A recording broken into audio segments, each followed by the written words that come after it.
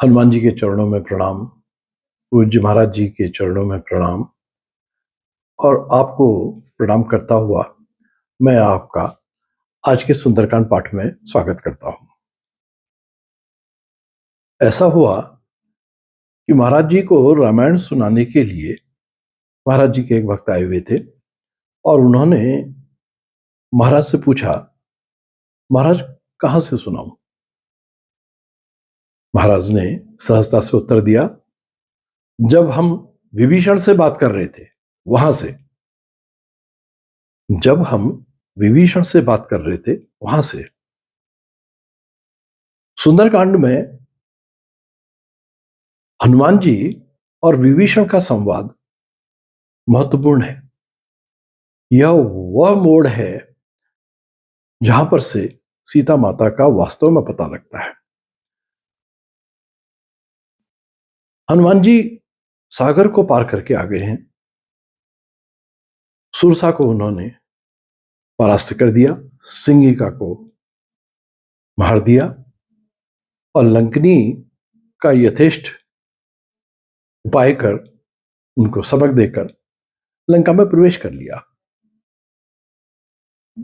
और लंका पहुंचकर पूरे लंका का निरीक्षण कर लिया, अच्छी तरह से देख लिया, परंतु लंका में सीता कहीं नहीं दिखी।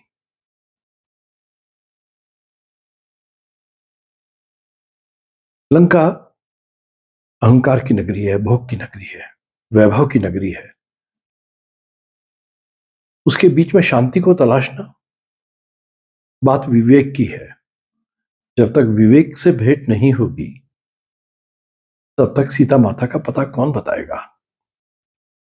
और विवेक रूपी विभीषण वहीं रहते हैं, उसी लंका में जहां सब राक्षस हैं, अहंकारी हैं, बली हैं, भोगी हैं। उनके बीच में विवेक रूपी विभीषण भी है। उस अंधकार में एक जलता हुआ दिया है। भक्त पहचानने में कोई देरी नहीं लगती। हनुमान जी पहुंच जाते हैं वहां तक।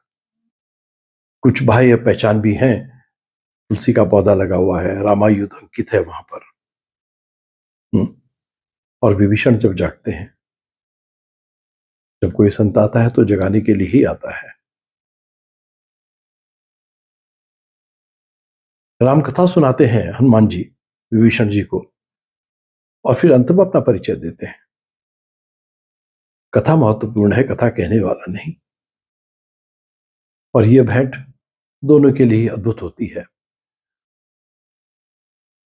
और बाद में हनुमान जी विभीषण जी से निवेदन करते हैं और उनको संबोधित करते हैं भ्राता के रूप में। भ्राता इसलिए कि दोनों की माता एक ही है, सीता माता। तो भी उनको माता के रूप में देख रहे हैं, हनुमान जी भी माता के रूप में देख रहे हैं।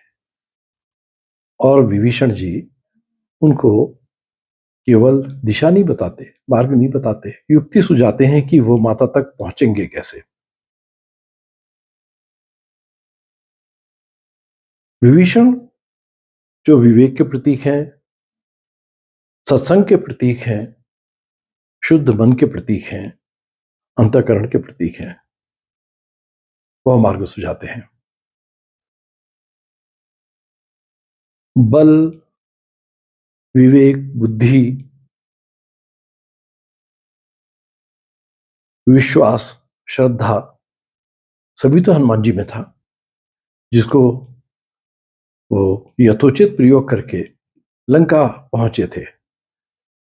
लेकिन एक मोड़ ऐसा आता है जरूरी, जहां पर ये लंका वासी ही बता सकते थे, विभीषण जैसे कोई संत, कि माता आखिर मिलेंगी कहां लंका में, क्योंकि ये लंका में खोज हो रही है।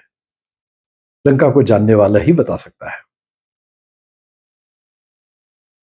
हमारे जीवन में क्या प्रासंगिकता है, इसीलिए तो शायद महाराज ने यह सवाल उनसे पूछा था कि ये वहां से शुरू करो कथा, जब हनुमान जी विभीषण से बात कर रहे थे। ये महत्वपूर्ण है। हम भी हनुमान जी की तरह अपने जितना भी बल है, बुद्धि है, साधन है, उससे सब कुछ करते हैं। पूजा पाठ करते हैं, तीर्थ भी जाते हैं, दान भी करते हैं, जप भी करते हैं, सारे आयोजन करते हैं, लेकिन शांति नहीं दिखती है, शांति नहीं मिलती है। तो आवश्यक हो जाती है कि हमारी भेंट विभीषण से हो, जो हमको सीता माता का, हमारी शांति का पता बता सके। कैसे हो खोज विभीषण की? हमारे जीवन में कैसे विभीषण आए कि जो हमको मार्ग दिखा सके, जो हमको वो विवेक दें जिससे हम अपनी उस खोई भी शांति को पालें। इसी प्रार्थना के साथ हनुमान जी से भी और महाराज जी से भी कि हमारे जीवन में उस आवश्यक विवेक विभीषण के रूप में लाने की कृपा करें, और कम से कम जो हमारे अंदर ही विभीषण है, हमारे अंतरात्मा, हमारी अंतरात्मा की आवाज, उसके उसे सुनने योग्य तो हमको बनाए। हमारे गुरु हैं, हमारे मित्र हैं, रोकते हैं हमको, इशारा करते हैं क्या उचित है क्या अनुचित है, वो सब विभीषण के रूप हैं जो हमारे जीवन में सही मार्ग बताते हैं। हम सही मार्ग पर उन्मुख हों विवेक के साथ। यही विभीषण से भेंट है। इसी कामना के साथ कि आप सबकी विभीषण से भेंट हो, हम सबकी भेंट हो और साधना आगे को बढ़े। उस क्रम में सीता जी के खोज में तो निकले हैं, लेकिन पहले विभीषण से मिल रहे हैं। तो यही क्रम भी है साधना का कि पहले विवेक से भेंट होगी, विवेक भक्ति से मिलाएंगे, तब सत्संग भगवत कृपा से मिलाएगा, तब सही मार्ग सही मंजिल से मिला देगा। यही क्रम है। यही उपलब्धि आपको भी हो, इसी शुभकामना के साथ चलिए सुंदरकांड का पाठ शुरू करते हैं।